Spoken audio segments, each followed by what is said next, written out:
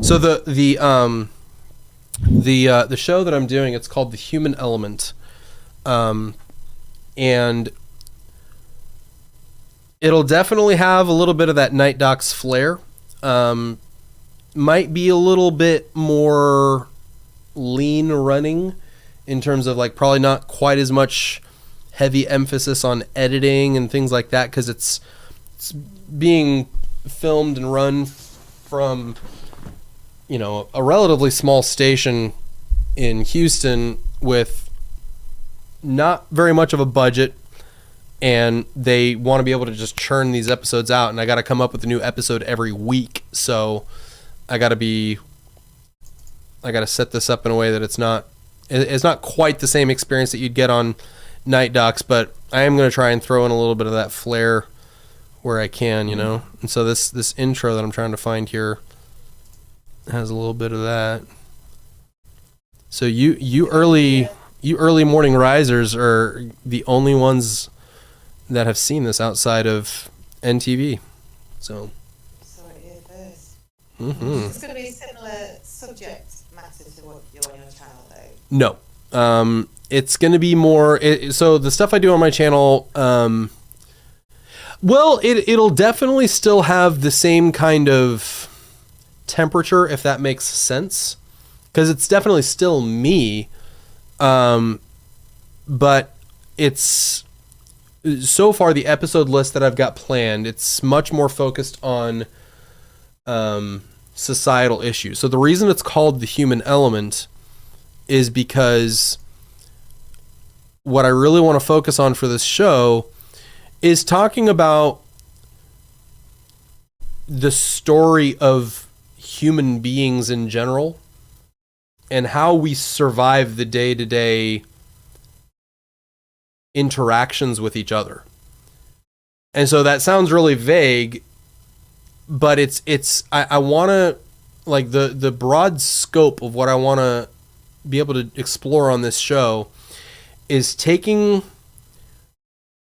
macro world events and situations and lifestyles and people, things that people have a concept of, and boiling it down into the human element of things. Where, for example, the first episode is on Texas SB7, which is colloquially God damn it, it's early or late or whatever the fuck. Colloquially, fuck, I'm gonna have to go stand in front of a mirror. Otherwise known as the voter suppression bills. And so we're going to be talking about voter suppression and this may end up being a two-parter as the first two episodes, where on the first episode, we're going to talk about America's history of voter suppression against marginalized groups. And then on the second episode, I've got an interview lined up with a guy named Rafael Anchia. I hope I pronounced that right. He's a member of the Texas House of Representatives, and he was in a video that got pretty wide news coverage, where he's debating a guy named Briscoe Cain on the Texas House floor, basically grilling him on the purpose of the specific language in Texas SB7.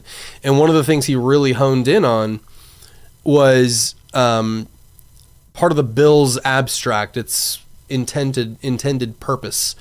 The language they used was that they wanted to be able to protect the purity of the ballot box. And anybody who knows anything about American history, anytime people have really ever used the word purity in terms of describing the populace, it's basically a code word for keeping things white. So this was language that was actually written and still exists to this day in the Texas Constitution, basically enshrining Texas as a state for whites. And it was specifically intended to marginalize further black people who had been freed by the Emancipation Proclamation and 13th Amendment and all the subsequent things like that. And so the fact that that they had actually used that term, which was, this is not an ambiguous, people are trying to read between the lines and see something that's not there. That purity of the ballot box, that specific language was used and is very well known to be used to describe the need for white primaries, where they would be holding primary elections that only whites were allowed to participate in. So even when blacks actually received or were finally acknowledged as human beings and given the right to vote on paper, there were still jurisdictions that would hold whites only primaries. So they could vote in general elections, just not certain elections and all that. So they could have kind of a voice, but not really a voice. But anyway, that specific language was used in that. And so he's grilling this guy about it. And it's a beautiful moment where the guy's trying to basically act like, oh, I didn't know about that. I didn't know that was reason. But it's a probative question that's very appropriate because it reveals the intent behind these laws.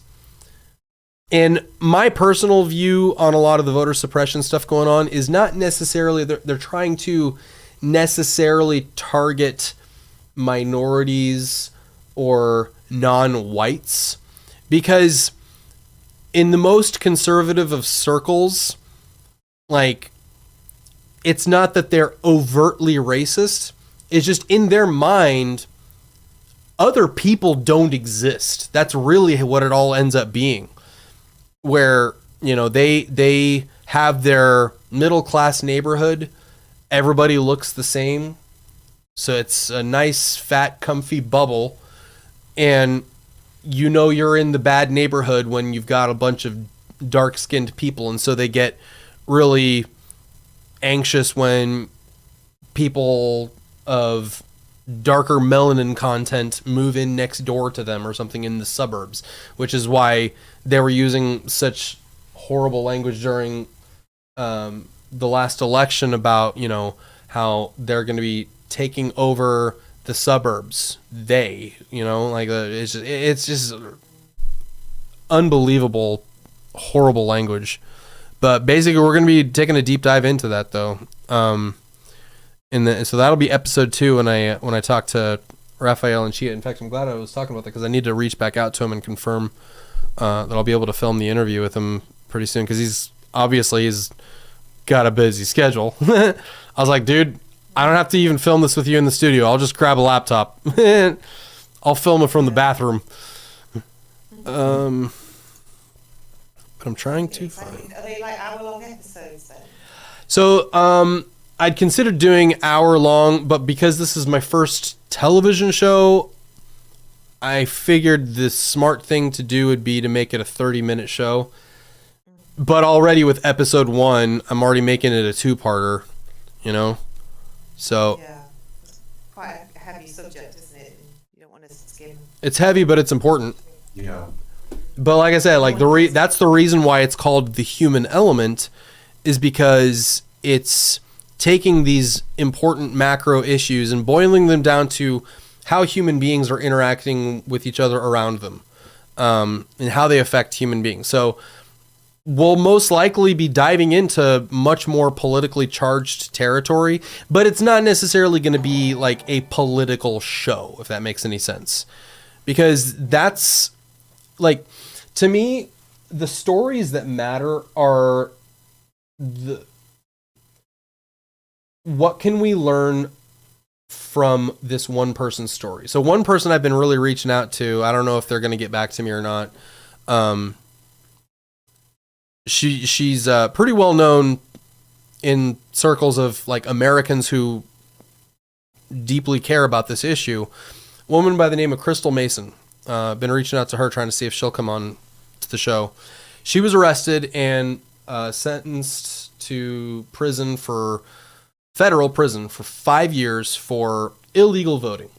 One of the big efforts by Republicans right now is to justify how much noise they're making about the potential of there having been election fraud, so they can justify these voter suppression bills that they're pushing through.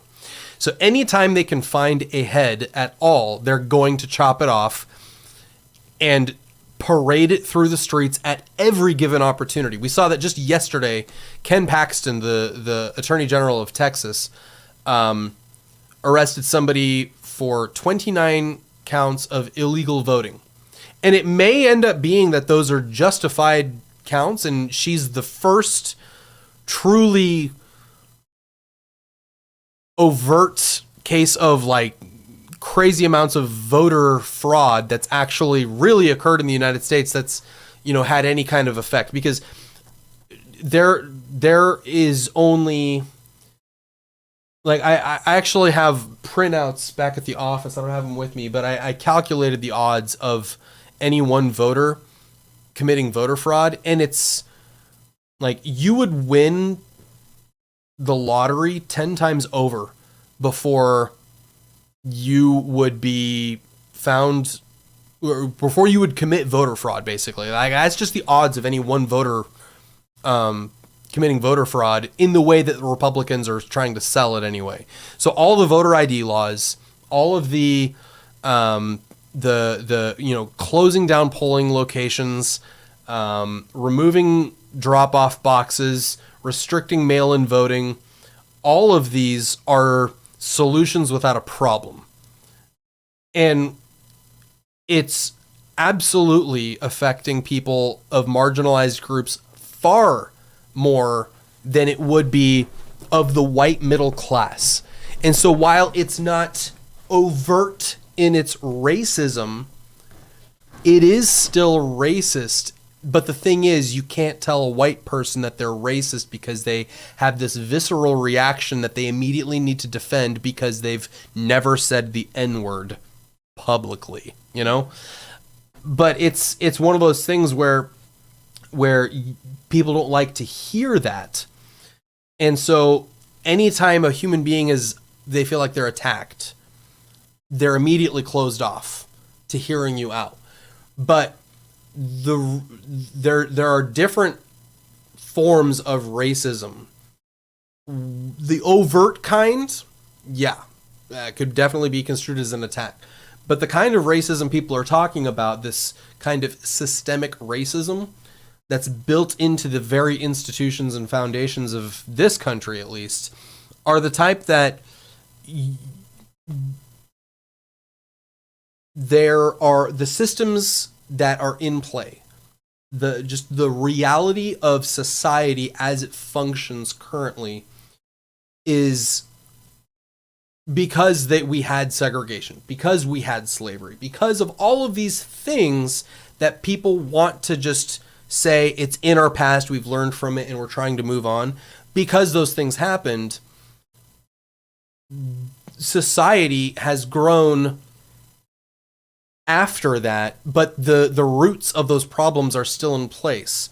And so because there were segregated neighborhoods, because there were things like that, and all these things that were in place where somebody that was of a certain ethnicity or even a religious group, they just never got the same kind of opportunity that somebody like me did, who comes from European descent, and all these benefits that I enjoy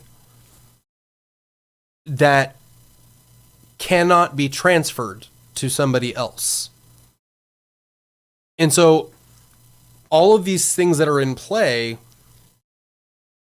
keep certain groups of people as a general whole able to advance as a people. And a lot of people will point to a successful black person here and there are lots of them, as anecdotal evidence that systematic racism doesn't exist. But that's not the norm. That's the exception to the reality that we live in now. Because me personally, just the way that I can tell you that I am perceived in society as I go up to a total stranger, they have, I will have a different reaction to a total stranger. A total stranger will have a different reaction to me than somebody who has really dark skin, has cornrows, listens to different music than I do. And it's just, anyway, I had an original point and I kind of got off the rails there, but anyway, this is the intro to the first episode, and it may not be finalized. I have to get it approved still, but this is what I came up with. Or before I do it, let me make sure I'm sharing my screen with you guys here. Make sure it's sharing the right thing here.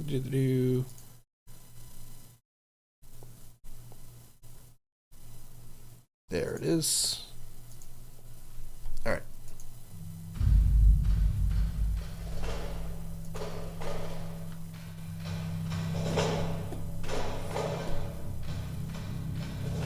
Now, many of our Christians have what I call the goo-goo syndrome. Good government. They want everybody to vote. I don't want everybody to vote. Elections are not won by a majority of people. They never have been from the beginning of our country, and they are not now. As a matter of fact, our leverage in the elections, quite candidly, goes up as the voting populace goes down.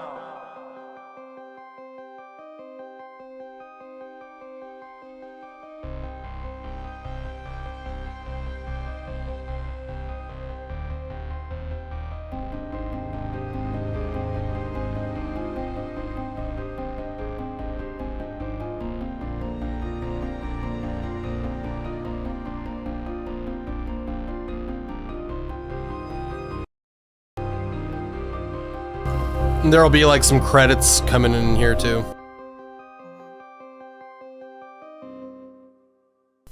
And then this will be the way that it transitions into each episode. And it'll just kind of fade from white, and then I'll have some kind of introduction set up for each episode there. So, and yeah, I wrote the theme to that like on like the second or third day after my show got greenlit. So so I'm still writing the music and I'm still doing a lot of the stuff. So pretty much, yeah. I mean, it's still a pretty small station, and I do have people that are there to edit, and I'm gonna try as hard as I can to release to give up all of that control to them. And I'll probably do like some supplementary shots on the side that I'll hand to them so that they can put it in there and let them do the actual like clip editing and stuff.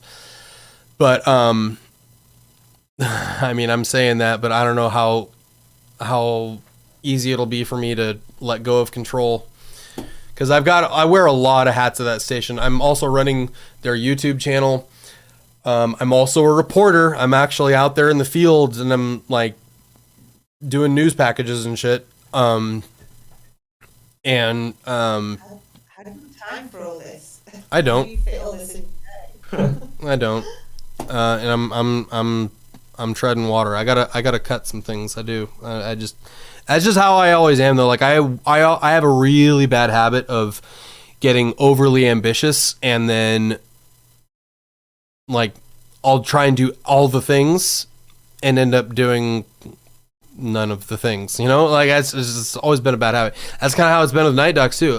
That's why I've got like 10 to 15 different projects going on at any given moment, is because I spend so long researching these things, because I feel like I physically can't release a video sometimes if I have not uncovered every stone imaginable that can be uncovered. Like, because I feel like if I have a question, like I want to know something, I'm going to go figure out what that is. If the information's there, great.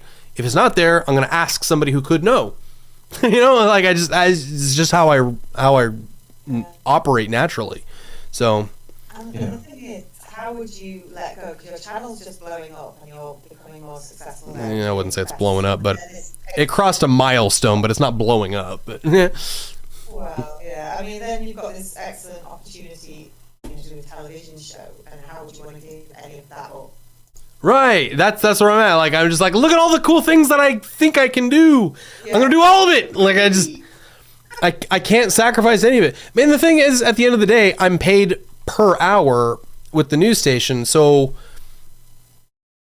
I mean, yeah, I have, I have taken some of it home with me, but like I do try and do all of it there. And then when I'm home, that's my time on paper. That's when I would be doing my NightDocs stuff. And I'm getting better at it. It's just, it takes so long. It's literally a 2-hour drive home. It's like an hour drive there in the mornings. And then with the traffic at rush hour on the way home, it takes like 2 hours. So I'm driving literally 3 hours every day to get to this place. And it's driving me nuts. And so by the time I get home, I'm just so exhausted. And a lot of times all I have the energy to do is collapse on my bed, watch YouTube shit on my phone until I'm asleep. And then I just wake up to it all over again. But then I feel guilty when I'm at work having all these ideas for other NightDocs things that I want to do. And by the time I get home where I can do it, I just can't. Like I'm just out of energy, So anyway,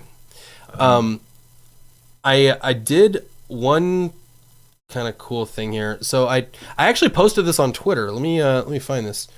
So this is part of a segment of that episode on voter suppression. It's probably going to be more split up into the episode.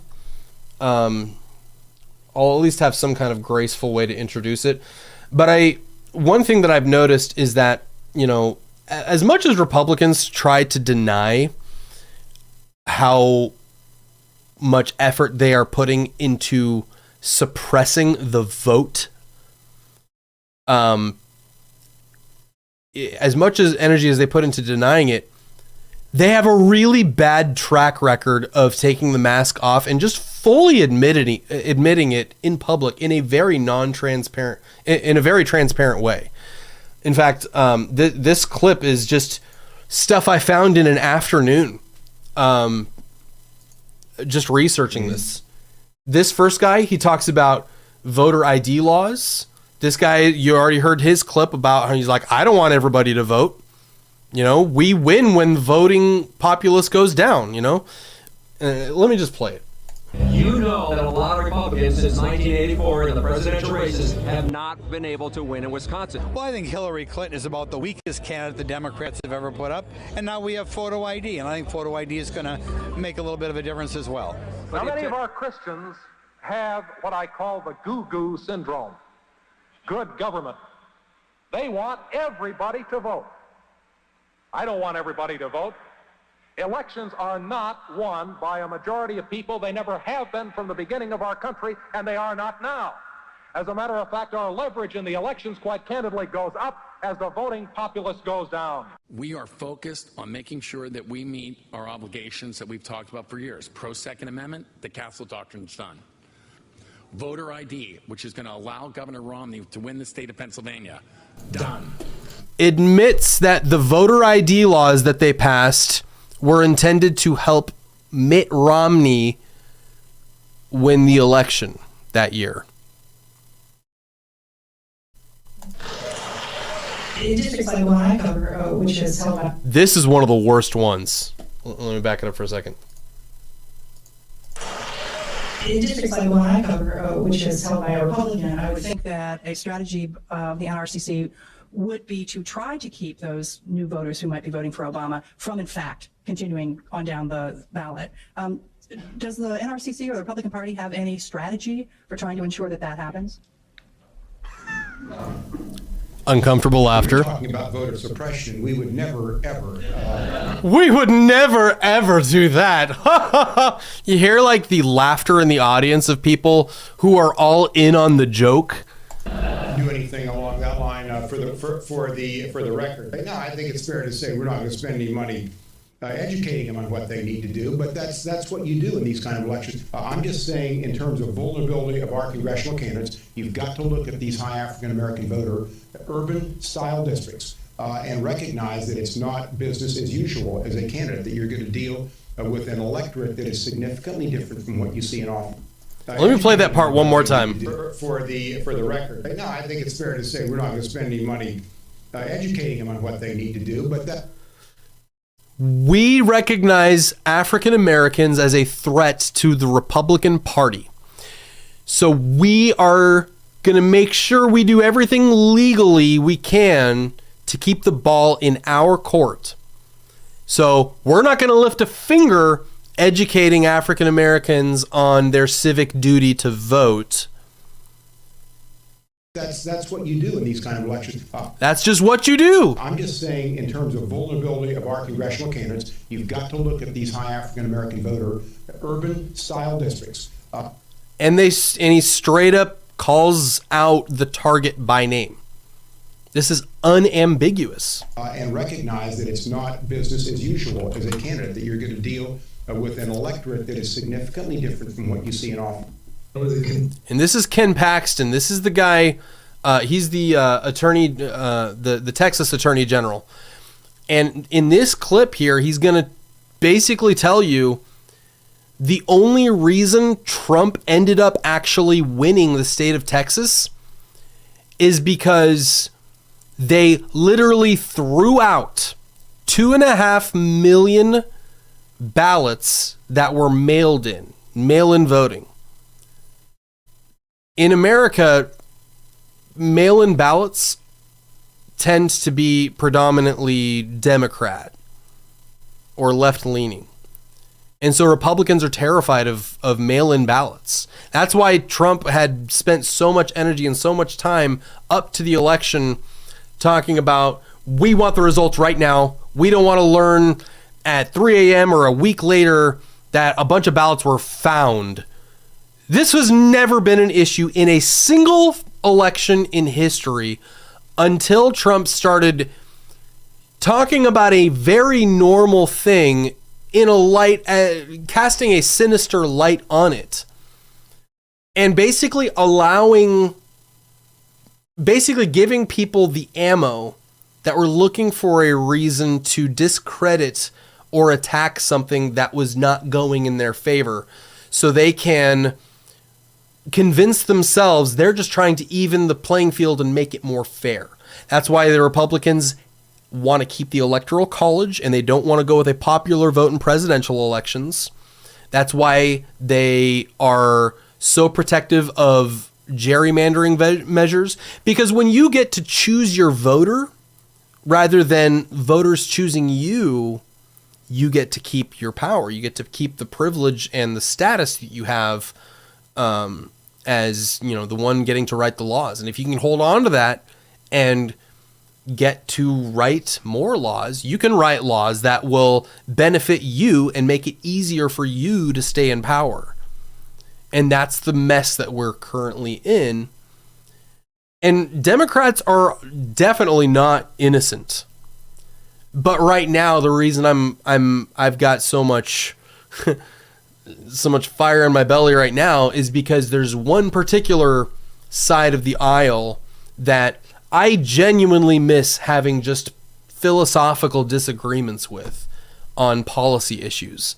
But this right here is a complete attack on the fabric of society.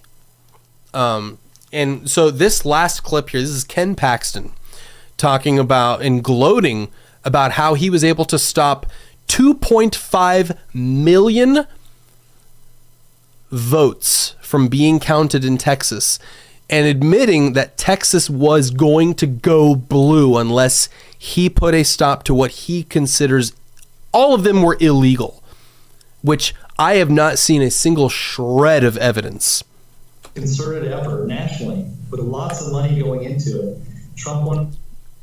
That I cut off of an important thing. He said this was part of a concerted national effort with lots of money coming in. And if you look anywhere into where money comes from in especially Republican politics, definitely Democrat politics too, but especially Republican politics, we live in a plutocracy. Like, we are almost no different than the Russian Empire at this point, where there are a very select few who have bought themselves influence, who straight up write the laws they want, donate enough to the lawmakers, hand them what they wrote, and say, pass this. Different from what you see in all. It was a concerted effort nationally with lots of money going into it. Trump won by 620,000 votes in Texas. Harris County mail-in ballots that they wanted to send out were 2.5 million. Those were all illegal, and we were able to stop every one of them. Had we not done that, we would have been in the very same situation. We would have been on election night. I was watching election night, and I knew when I saw what was happening in these other states that would have been Texas. We would have been in the same boat. We would have been one of those battleground states that they were counting votes in Harris County for 3 days, and Donald Trump would have lost the election. So I'm going to be talking, hopefully, to Representative Anchia of the Texas House of Representatives this week. I'm going to reach out to his office in a couple hours, actually, to reconfirm that he's still on board. But I've got some questions for him, honestly, on what's going on behind the scenes. An admission, though, isn't it? I mean, I don't know how they can get away with that. I mean, you watched the same thing I just did, right? I mean, this is not ambiguous. You could look at this from a lot of different angles, and interpret it in different ways. This is unfiltered. They're in their element, trying to. So this was from a conservative think tank called Real America's Voice. I think it's actually like a smaller network. This and then the footage was the footage was captured and sent to some of the news organizations. This was C-SPAN back in 2008. This is Representative Tom Davis, a Republican from Virginia, talking about their strategy of how they can suppress the vote of African Americans legally. This the guy with a friendly audience who was. Yeah, the one where you're talking about voter suppression. We would never, ha ha ha, and all the laughter of all the conservatives in the audience who are, like I said, are in on the joke. Like there's what everybody knows, and then there's what everybody says, so they can get away with what everybody knows is the real intention. Like I just listen to that again. Would be to try to keep those new voters who might be voting for Obama from, in fact, continuing on down the ballot. How do we keep people from voting for Obama? Like, how do we keep the people that we know are going to vote for Obama from getting the chance to vote? That was the unadulterated, full-on question she just asked. Does the NRCC or the Republican Party have any strategy for trying to ensure that happens? Well, you're talking about voter suppression. We would never, ever do anything along that line It's just they laugh like this, just like they're all in on the joke. Like it's unbelievable to me. This guy, this was I can't remember what this was taken from. This was obviously some kind of event for other Republicans in Pennsylvania, or some kind of Republican function. I've got it in my notes where this is from. I just don't have it in front of me. Straight up saying that they know that the voter ID laws that they just passed were intended to give Romney a leg up. But all the arguments that you always hear them make is that these are intended to protect the integrity of the ballot box. Like I said, a solution without a problem. And so when you look at the data, you look at the statistics of how insignificantly small the number of actual cases of real actual voter fraud that occur in America. It's such a laughably low number. So that's why I need to talk to people like Crystal Mason, who got sent to prison for accidentally casting a provisional ballot, which was intended, it's a just-in-case ballot because they're not sure if they're eligible to vote. They're just trying to their name wasn't found on the voter records when they went there, so they cast a provisional ballot, and then if you find my name on there, then my vote gets cast. My vote gets officially cast. Otherwise, this is just my statement of who I want to vote for, but we can't get the paperwork and all the other stuff lined up right now. So this is my provisional ballot. She cast a provisional ballot. She had just gotten out of prison for tax. She had racked up a giant tax bill with the IRS, and she ended up going to prison. And one of the stipulations of her release is that she wasn't able to vote. And she, first of all, didn't know that. And there's lots of people that always make the argument that, you know, ignorance of the law doesn't make you exempt from it. And that's certainly true. But she was helped by an election official there, like one of the volunteers, granted, who didn't ask any questions at all. She just said, you can do this. And as a figure of authority, even though it's a volunteer, it's a figure of authority, and people just naturally trust the person with the clipboard, right? She just said, oh, okay, all right, here's my vote. Cast it. Went along her merry way. Wasn't sure if her vote got cast or not. Until she got a knock. She had a knock on the door. They told her she was being arrested. She has a bunch of kids, like 6 kids or something like that. Got arrested in front of them, humiliated, basically did the perp walk.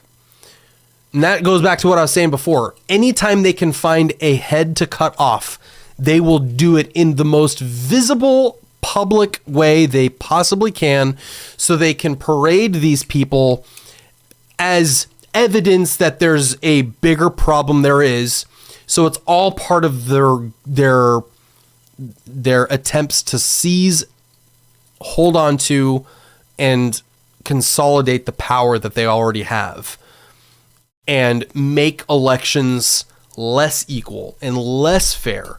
Because when the majority of people vote, they don't vote Republican.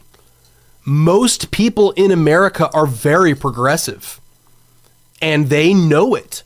Yet the representation we see in Congress is sometimes split. Sometimes there's a majority these days of Democrats, but not as rare, not as often. And it's not representative of where America's at as a whole. And this is just a very small glimpse of the inside look of what they do behind the scenes to tip the scales unfairly in their favor so they can hold on to what they did not earn. Because when you can choose your own voters, when you can accept unlimited campaign funds from anywhere without having to disclose who sent you those donations, when you can remove polling locations from specific neighborhoods, when you can make it illegal for people to pass out water to somebody who's just waiting in line to vote, when you make it illegal to help someone fill out their ballot or register someone else to vote, if you make it illegal to bring your church congregation with you on a bus to go vote after church, souls to the polls is what they call it. You do all these things to lower the number of people total that can vote. Because what you're left with are the people with more means. They're typically whiter, although that's not the part of the equation that factors into their minds most of the time. But the people that have more are the ones that typically are voting Republican, because those are the ones that protect the wealthy the most.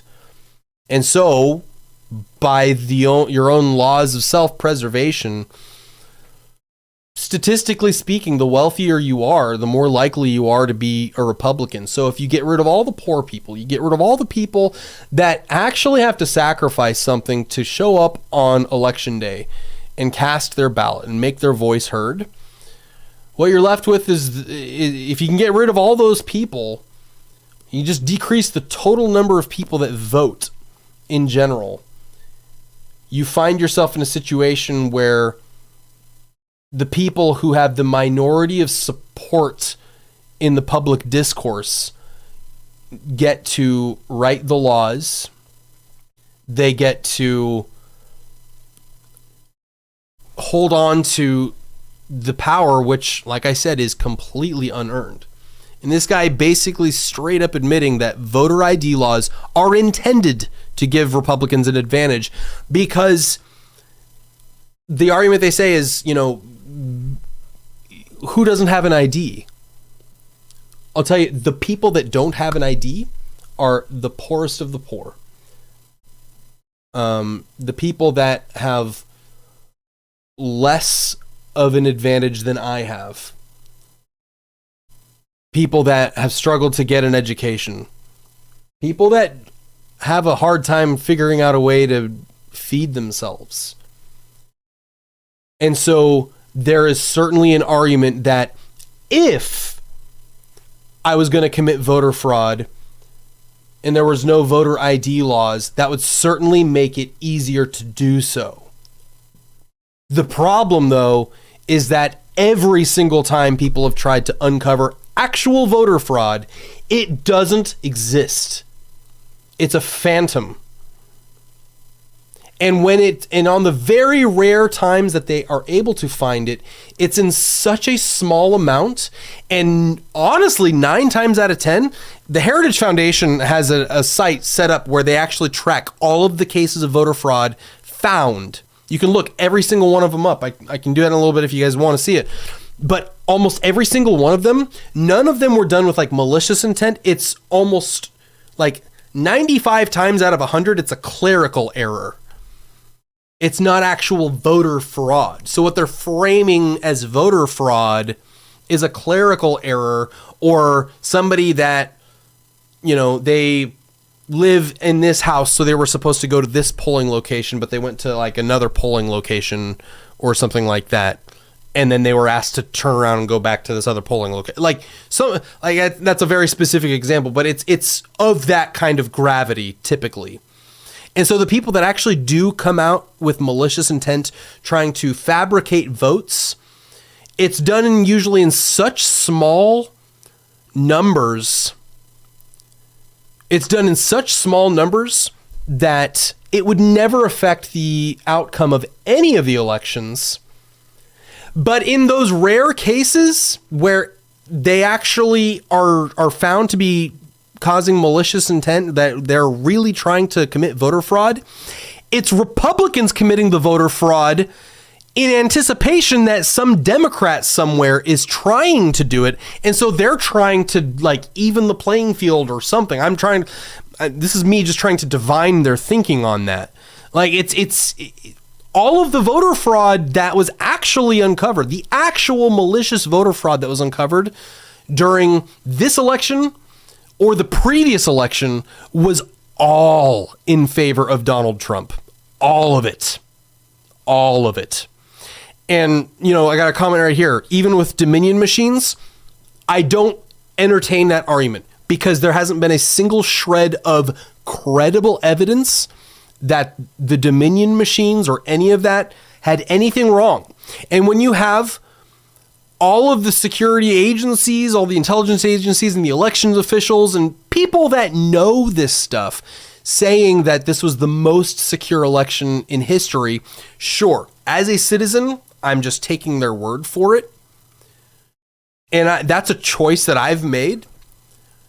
But you would have to convince me otherwise, you would have to show convincing evidence that there is a problem.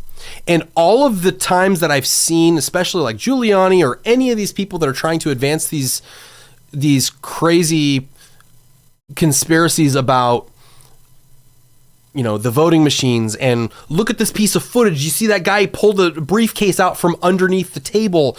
This is them committing. Look at this footage of this guy. He threw his hands in the air like he was angry as he looked at a ballot, and he put it in a different pile. And so they look at all these different things, these different pieces of footage, all these random little things where you're hyper vigilant for anything that looks out of place, and you're telling a story without getting the story. And the reason I mentioned those specific things is that every single one of those specific things that people have brought up on Fox News, on Newsmax, all of those things, every single one of those instances were proven to be part of either routine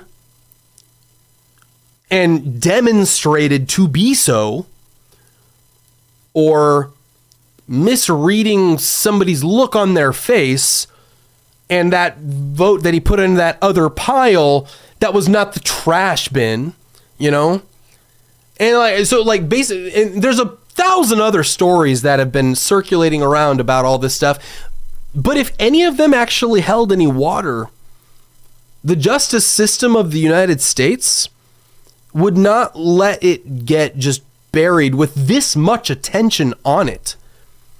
And although I say that, you know, the conservative side of the spectrum is certainly in the minority in America, they are still within the government. And there's no way that if there was real, tangible, actual, credible evidence that any of this was going on, do you really think that OAN, Fox News, any of these people wouldn't jump at the first opportunity to blast it from the rooftops day in and day out?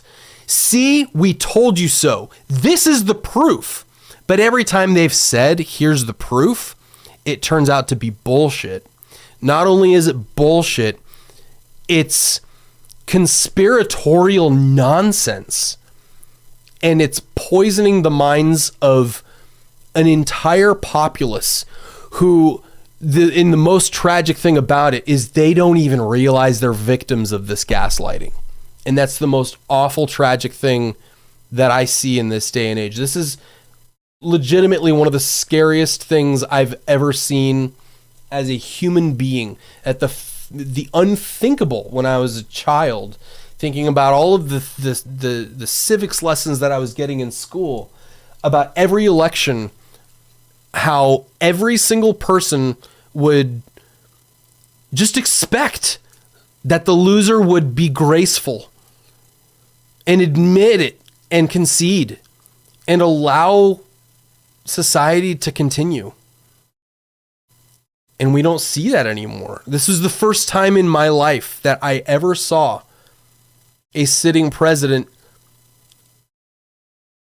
start debunking the credibility of the election before it even began.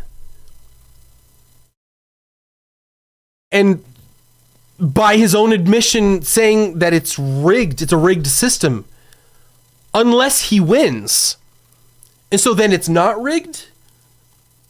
And then if you want to make the argument, okay, he won in spite of it being a rigged election or something like that. None of it serves his purposes for anyone that actually thinks longer than the memory of a goldfish. And that's really what Republicans count on time and time and time again, is that whenever they pull this bullshit, not only do they want you to forget about it, they try and make sure of it. They are trying as hard as they can to erase the events of January 6th from history. And that may sound dramatic, and maybe it is, but you see it. You gotta see it. I mean, just all the interviews where they try to reframe all of it as this was a peaceful protest. These were tourists. They were staying inside the velvet ropes. Where they take the clips that they find that where they're doing the least amount of damage, the least amount of trespassing, the least amount of vandalization of my house too. They take the least damning footage that they can find and try and make that the mainstay of it. And not only that, I can't tell you how almost livid I get every time I look in my comment section.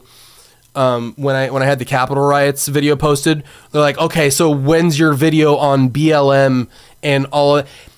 It has nothing to do with anything that happened on January 6th. You cannot use it as like rioting is bad. Nobody disagrees with that. There are certainly people on the left who I think sometimes do take it a little too far in the narrative discussion of it. And, they're using quotes like, a riot is the voice of a riot is a result of the voice of the unheard or something like that. I think that's a Malcolm X quote, which I personally feel, and I'm not as well educated on the context of that quote, but I feel like it's being taken in a context where people are saying that in a way to justify the actions of people that are causing vandalism and, doing the rioting and looting and things like that, when in fact it's just people trying to make sense of the world around them rather than giving somebody an out. That's me being charitable with my own bias. I admit that. But this is the seat of government. This is where the fabric of society is built from. The Capitol is obviously, at the end of the day, it is parts of the ground that have been moved and assembled on another part of the ground. It's just a building. But it's the symbolic seat of governance and rule of law and order and dignity of this country. And when you have people who have been gaslit by billionaires funding cable news programs to put the message they want the public to hear on repeat day in and day out. And the message they're told is that the election was stolen and that the unthinkable happened. We don't have the actual evidence, but just wait, it's coming. We're going to get it. We're going to get it. This election was stolen. And so you started off by just asking the question, like, what if this happened, And let them, as human psychology does, take that question and turn it into the statement. And that statement becomes, people are now saying this happened. And then that becomes the message that they receive as this is the norm of society. And so when you get a message like the election was stolen from the rightful winner, and they are told that with these pseudo-intellectual justifications where they are basically lied to in the most creative way you could possibly imagine, where the arguments presented are framed in such a way that you would be fooled if you're not looking too deeply at what they're actually saying. And they prey upon the people, the common people of this nation, who some have the faculty of mind to be able to sort through all the nonsense. But with this many people being gaslit on a massive, massive scale,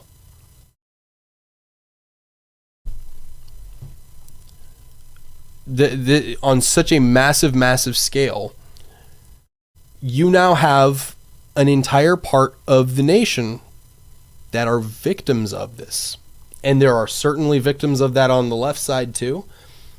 And that needs to be resolved.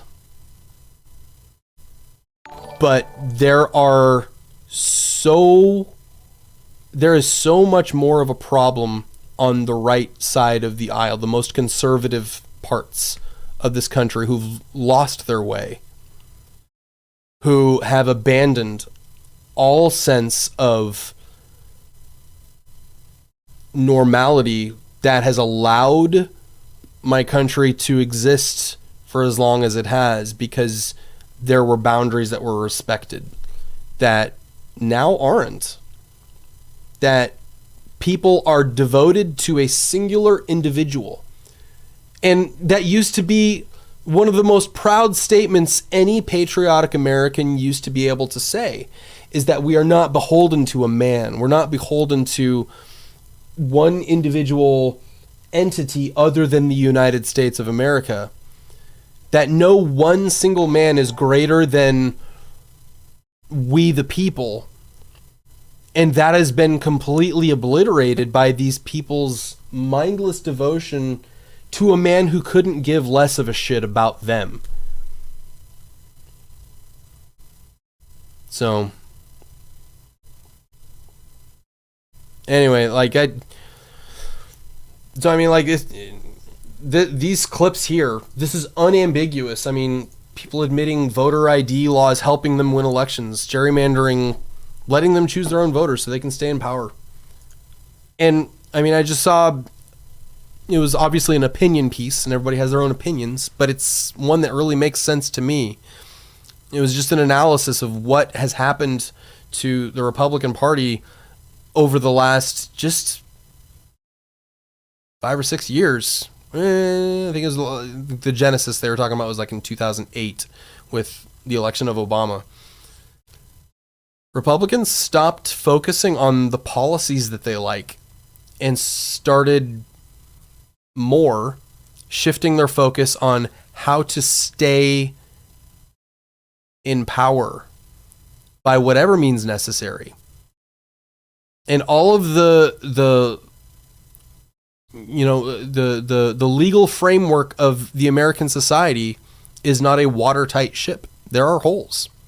And there have been lots of times where people can recognize those holes and they leave them there because those holes serve a purpose of good, typically.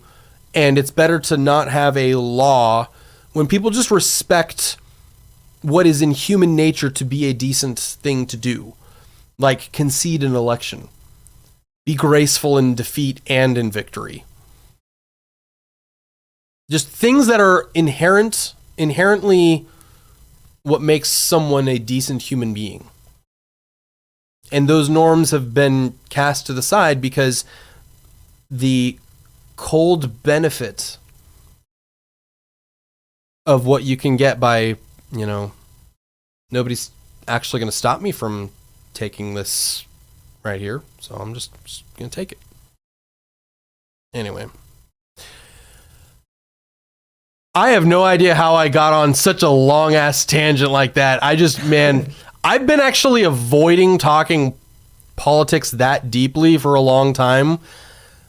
I don't know what got into me there. I just there's just a special fucking place in hell for the specific Republican lawmakers that are in power right now. Like, I have so many friends. I live in fucking Texas. I live in Texas. I know where I is. I know where I am. So, like, I'm obviously in the minority in terms of the way that I personally think about politics and the world in general. So, of course, a lot of my friends around here are Republicans. I have absolutely no ill will towards my fellow citizens. My fellow comrades in arms, if you want to call them that.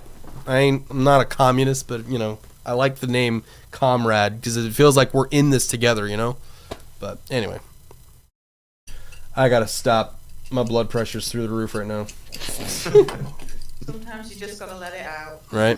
Vid, what are you gonna have for breakfast, man? Oh shit! I'm about to get a 2 for $2 at McDonald's most likely. Hell yeah! Caffeine in me and finish up some stuff. Yeah, it's about 6:30 right now, so you know what time that means, right?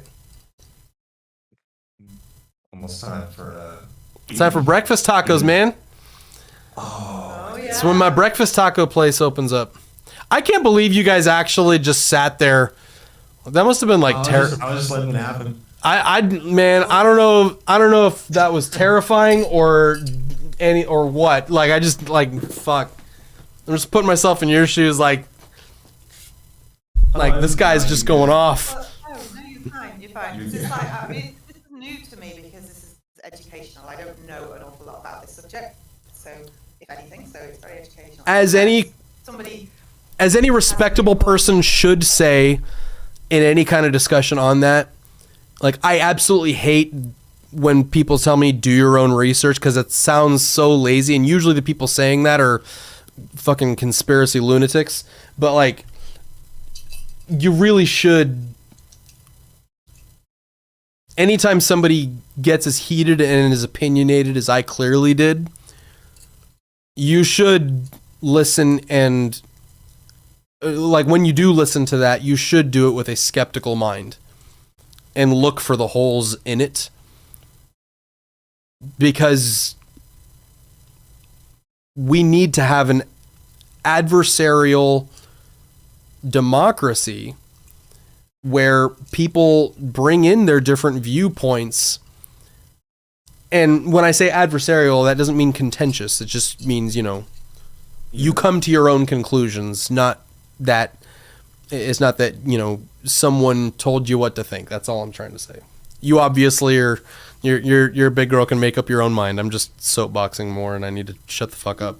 Oh no, you're good. It's not like that's been on my mind for a while. I've never eaten a taco. So, I can't even imagine a reality where I haven't had a taco. Like, it's just such a part of life. Tacos are life. They're beautiful. It's a beautiful I don't thing. even know where I'd get one here. Probably in the supermarket. But I wouldn't know. I don't know, like, takeout places where I could get one. I'm sure there's got to be a place around there that's selling tacos. There's got to be somebody that grew up in Guadalajara, Mexico, and instead of coming to, Wyoming or Arizona, and he's like, you know what? Fuck this. I'm going to England, motherfucker. And he's opened up a taco shop somewhere. There's got to be some. I think there's like a Mexican chain, I think, but I've never been to it. But yeah, no. If you're about to tell me Taco Bell, I'm going to reach through the internet and strangle you. No. We don't have Taco Bell in this country. I think there's one in London, maybe, but it's not something that ever travelled here. Yeah. Because there's that famous thing with Demolition Man where they took out Taco Bell out of it for the European market because no one knew. But we were too stupid to kind of get the joke. So in like the European cut of the movie, it wasn't a Taco Bell, it was something else? Pizza Hut. It was Pizza Hut. Hilarious. Beautiful. And you could tell they had bad CG where they just replaced like all the labels with Pizza Hut. Oh Jesus. It looks so. I think now they show the Taco Bell one because we've heard of it. But yeah, what a waste of money and time. I'm looking at I got a little counter here on the Streamlabs thing. I still don't have a very big audience. I got like 63 people watching, it looks like, but that's like 6 times as many people that were watching at the beginning of my rant. So like, better or for worse, I said some dumb shit or profound shit. We'll find out on Twitter, I'm sure.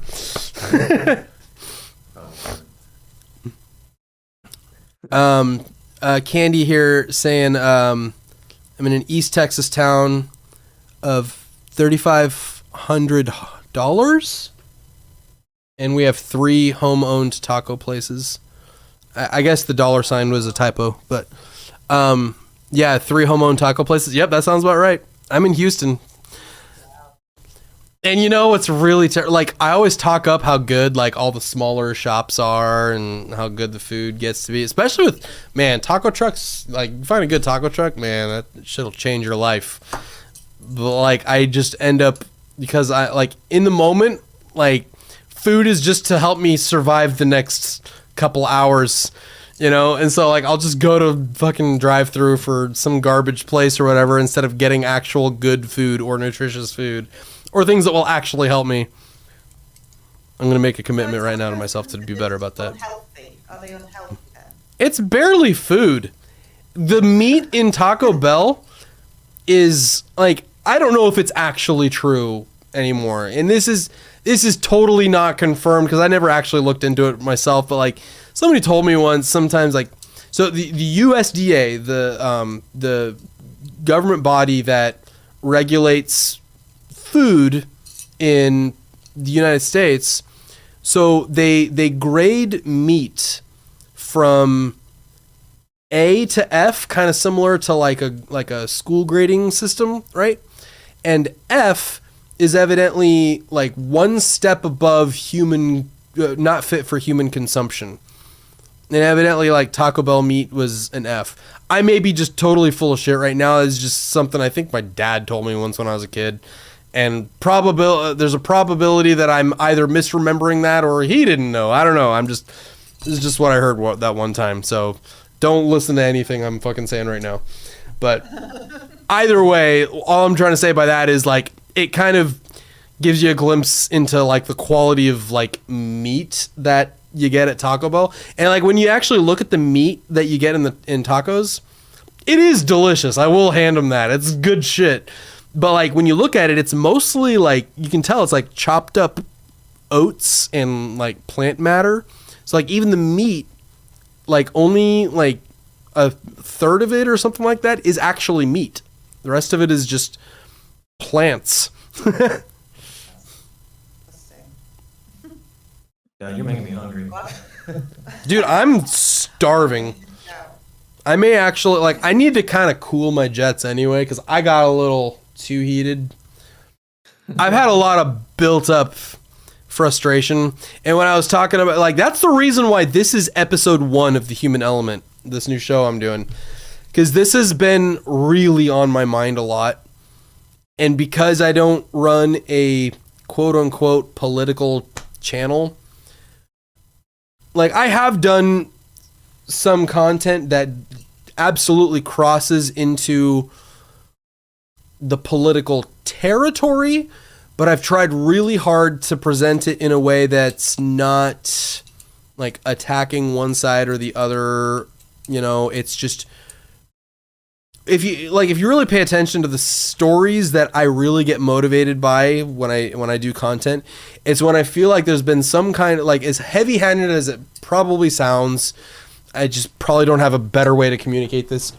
Like, when I feel like there's been some kind of injustice in the world where I feel like somebody didn't get their fair treatment in something, those are the stories that I really tend to gravitate towards. And when you have an entire group of people who never did anything wrong, but they were stolen from their homelands, their families, forced to come to a unfamiliar place, stuffed in the bottom of a boat where only like half of them would survive the trip across the ocean, and became inventory for hundreds of years, basically. And then within just the last century, earned the privilege to have their voice heard in the government that they now have over them, while other people tell them there is absolutely no racism. We ended racism in the 60s because we gave you the right to vote. But they never got the chance to, like, they got the right on paper, but never got the opportunity to make themselves successful. And the few times they actually were able to find some success, it gets taken away. I mean, I talked about that in Lives That Matter, the Tulsa, Oklahoma massacre. And I'm so glad that really has become a mainstream topic in the last couple of years. Like when I put that story at the beginning of Lives That Matter, like, that wasn't a story almost anybody really knew. I'm not saying I'm the first person to talk about it, because I'm certainly not. But it was a story that I had personally just only recently found out about. and felt like it was important, especially as an anecdotal backdrop to the rest of the message I wanted to get out during Lives That Matter. But honestly, I'm going off on another thing again. I gotta fucking stop. Shut the fuck up, Jim. But the whole point I'm trying to make is like, it just, when I feel like there's a whole group of people that didn't get their fair treatment in society and are still not getting their fair treatment, I just gotta say something about it. And the message behind it isn't vote for this guy instead of this guy. That's not my message. It's just, my whole message in these kind of pieces is, look how much better we can be as human beings if we just try a little harder. That's all I ever want to say. And so, yes, that forces me to get into what some consider politically charged. I personally don't consider human suffering a political issue, because there's just politics. We can talk about tax policy all day long. That's boring as fuck, but I like to talk about the human stories in our world and how we can make it a better place for all of us by focusing on the people that have been the most forgotten. Just think of, like, if we took the people in the poorest nations of the earth, who are no less intelligent than you or I. How many people have lived and died in rural China or rural India or the hills in South America or in just some place, regardless of location, just they never had the opportunity to get the education they would have gotten if they'd had the opportunity. Think of the civilization we would have right now if everyone had the opportunity to contribute something to humanity and get educated and think of new ideas. As amazing as the world is that we live in now, it's only a fraction of what its potential could be if we just evened out the playing field, made education free for everybody. That's an opinion, political bullshit. You can ignore it if you want. That's just my own opinion. Make education free for everybody. Lower the barrier of entry for people to be successful. And just give everybody the opportunity to thrive. And that's what the black community in America has missed out on, is they haven't had an even playing field. And attempts to right that by introducing things like affirmative action. You know, that's just one example, and it's a very politically charged, and people get really heated when that topic comes up. But that was a genuine good faith attempt to try and give people a chance. You know, like, give people the jobs that there's no way they would have been able to compete against a white person that had the education to be able to perform that job or the experience. But because these people are disadvantaged because of policy, you know, you got to even the playing field somehow. Maybe affirmative action was a good idea. Maybe it wasn't. I won't pretend to really know whether or not it was actually a good thing. I know the recipients of people who've benefited from something like affirmative action would certainly say that it was a good thing and that they've are grateful for the opportunities that it presented them. Maybe there was better things that could have happened. All I'm trying to say is that there needs to be something to even the playing field so that people in society have a fair shot. That no matter how poor you are, that no matter what your ethnic or regional background is, everybody has the same chance to benefit society. There's so many things that we could benefit from the poorest of the poorest nations. Think of the kid that built an electrical wind farm in Africa for his village. He figured out on his own how to build windmills, electrical windmills, and generated electricity with barely any education. He was completely self-taught. They made a movie out of him. I can't remember what the name of the movie is. Somebody in chat tell me what it is. But he figured out how to generate electricity for his village in Africa. And he then was able to, because people found out that he did this, Like, how amazing is it that this person with no educational background, this kid, was able to figure that out in a country that nobody cares about. And I'm not saying that they shouldn't, because they absolutely should.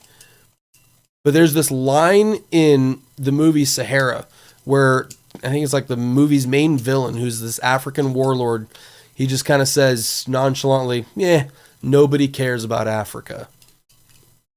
And man, if that ain't the painful truth. And there's so many amazing things that are in Africa, and it's so held back by their own corruption and by the rest of the world's disregard for them. When there are so many people that, like this kid, could do amazing things if they were just given the opportunity. And the only reason this kid grew up and became educated and super successful later on in life was because people recognized the intelligence that he had, made a movie out of him. Yeah, that's it. The Boy Who Harnessed the Wind. Look it up. I'll be honest, I don't think I've actually watched the full thing. I've watched trailers and clips from it. I haven't actually sat down and watched the whole thing, but I've read up on the guy's story, and it's amazing. I just think of all the untapped potential there is out of the billions of people. Just think of it. We live in the richest country in the world, which has a population of only 300 million.